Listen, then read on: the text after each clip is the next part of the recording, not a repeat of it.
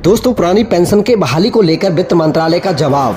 क्या ओपीएस मिलेगा या नहीं, पूरी जानकारी जानने के लिए बने रहिए मेरे साथ इस खबर में एंड तक। सरकारी कर्मचारी पुरानी पेंशन स्कीम को लेकर मांग कर रहे हैं। सरकार द्वारा अब कर्मचारियों की इस मांग पर अपना जवाब देना होगा। लाखों कर्मचारियों के मन में यह सवाल है कि क्या पुरानी पेंशन स्कीम को लागू किया जाएगा या एनपीएस को ही निरंतर जारी रखा जाएगा। केंद्र सरकार ने इस पर अपना जवाब सुनाया है।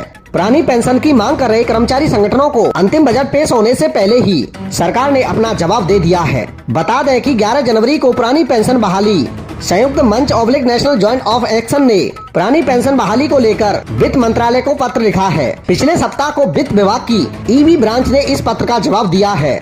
इसमें यह कहा गया है कि एनपीएस के मामले पर वित्त मंत्रालय के सचिव की अध्यक्षता में गठित कमेटी इस पर staff side of national counselling 2 round की विस्तृत चर्चा की है।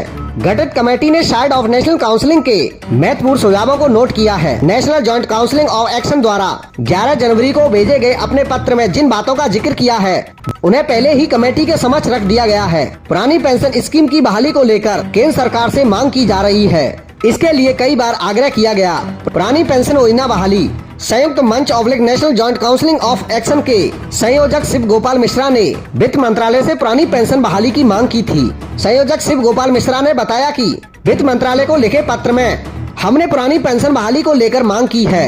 उन्होंने बताया कि हमने सरकार के समक्ष पुरानी पेंशन बहाली को लेकर कई बार आग्रह किया है। सरकारी कर्मचारी को बिना गारंटी वाली एनपीएस योजना मंजूर नहीं है। इस योजना को केंद्र सरकार के द्वारा खत्म करना पड़ेगा। उन्होंने कहा कि सरकारी कर्मचारियों को गारंटी वाली पुरानी पेंशन बहाली चाहिए। इन्हें गारंटी वाली और पुरानी पेंशन बहाली से कम कुछ भी मंजूर नहीं है। शिव गोपाल मिश्रा ने भेजे जाने वाले पत्र में केंद्र सरकार के कर्मचारी जिनमें रेलवे, रक्षा, डाक, आयकर, अकाउंटेंट एंड ऑडिट, केंद्रीय सचिवालय आदि का जिक्र किया था। इसके अलावा पत्र में स्वांत प्राप्त संगठन, केंद्रीय अर्धसैनिक बल, सभी राज्यों के कर्मचारी, यूटी क्षेत्रों के कर्मी, प्राथमिक टीचर, हाई स्कूल के टीचर, उच्च शिक्षा विभाग, कॉलेज एंड यूनिवर्सिटी टीचर को भी पुरानी पेंशन के दायरे में लाने की बात कही है। 1 फरवरी को पेश किए जाने वाले अंतिम बजट में ओपीएस को लेकर स्थिति साफ होगी। सूत्रों के मुताबिक 1 फरवरी को यह साफ हो जाएगा कि कर्मचारी को पुरानी पेंशन का लाभ दिया जाएगा या एनपीएस जारी रहेगी। यह भी देखा जा सकता है कि केंद्र सरकार अंतिम बजट में एनपीएस को ज्यादा से ज्यादा आकर्षक बनाने का मसूदा तैयार कर सकता है।